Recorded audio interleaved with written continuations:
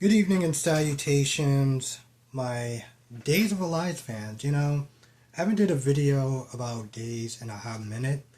I didn't even take any notes. This is pretty much just kind of off the dome, just my thoughts about it, so I may miss some stuff here or there, but my general thoughts.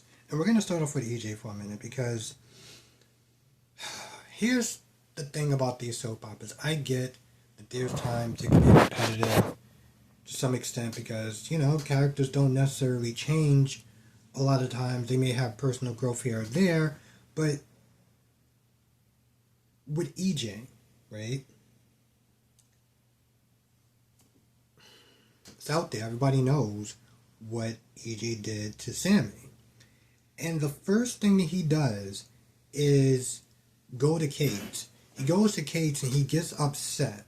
Okay, he's like, I can't believe you told her, and I can't believe you told him and everything like that. Like, you shouldn't have did that. And getting upset with her for something that he did, right?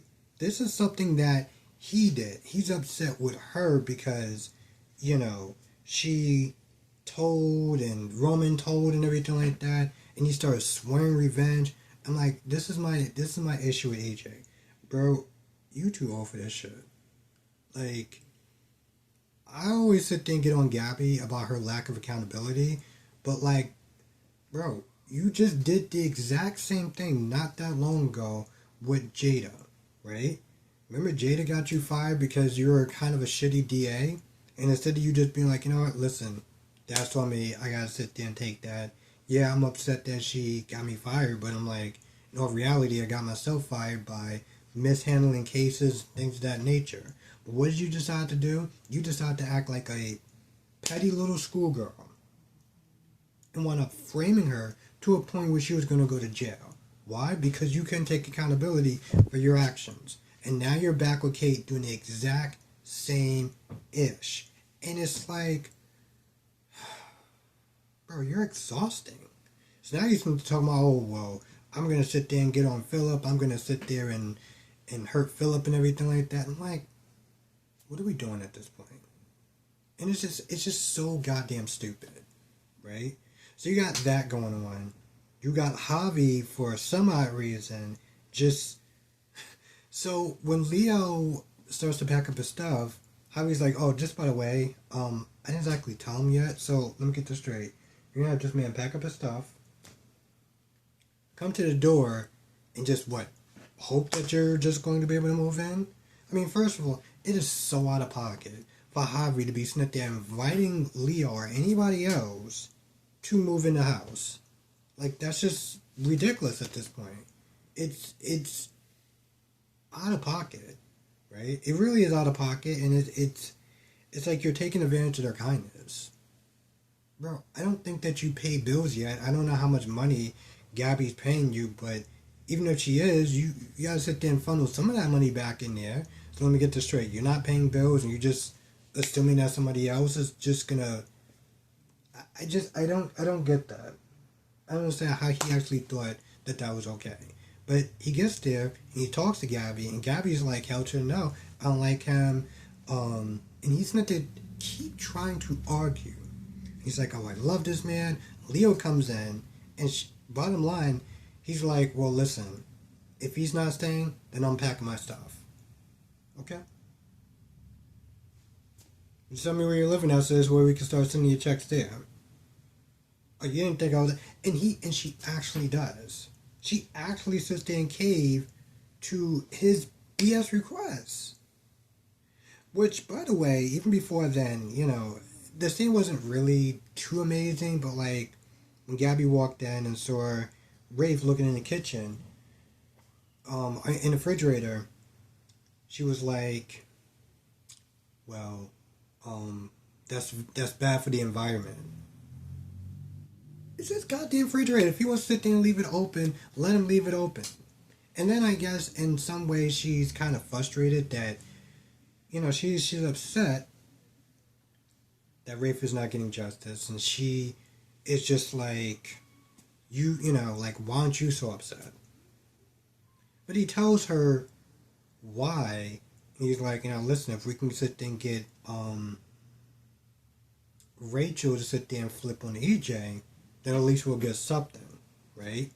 Now Rafe runs into Johnny and he tells Johnny like, yeah, I knew, I didn't say anything, it wasn't my place, and because at first he gets upset with him a little bit, like, why didn't you never tell me this?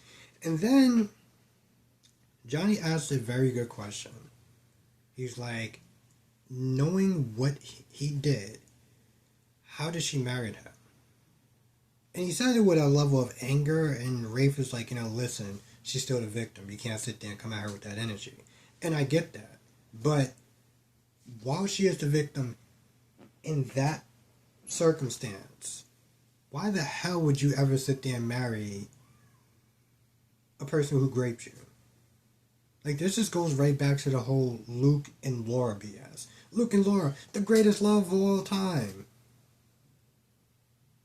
Bro, she fell in love with somebody who violated her. And I get it, it's a soap opera, they gotta sit there and try to find a way to make some ish work, but like,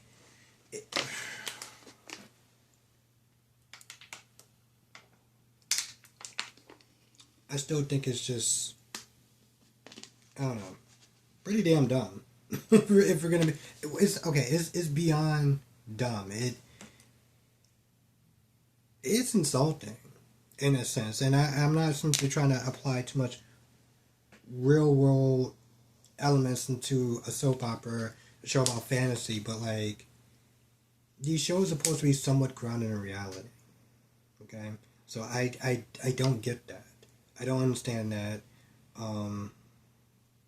Yeah, I don't understand that. Now,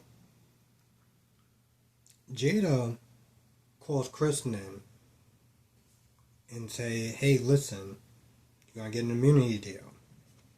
This is going to be for you and your mom. But if you don't take it, because at this point, Kristen wants to sit there and try to save both of them. But, Jay's like, you can take that chance, or you can wind up losing both of them. And gives her the paper, and it's like, hey, listen, don't wait too long, because if I find enough evidence, that piece of paper, the only thing it's going to be good for is wiping your ass with it. Pretty much. I'm like, yeah. It seems like she's going to take the deal. Seems like she's going to sit there and take the deal. Now, EJ, I guess starts fixing him a drink or whatever. He gets started by her, right? And, they're talking for a little bit. And I forgot the scene with Kristen and Rachel. All Rachel pretty much says is, listen, you living in the Vipers with the mirrors and stuff like that. And Kristen's like, I'm technically a Demira too. Like, anyway, long story short, going back to the whole EJ and Rachel thing, they're talking about why Kristen went down to the police station and, how he may get in trouble or whatever. And so he pulls out that vial that he originally had, that he was going to sit there and erase her memory. And, she pretty much kind of like lightly threatens, like, hey, listen, it's going to be what it's going to be, and, that's just how it's going to be. And he's like, nope. He's like, you're not going to sit there and testify because you're not going to remember a damn thing.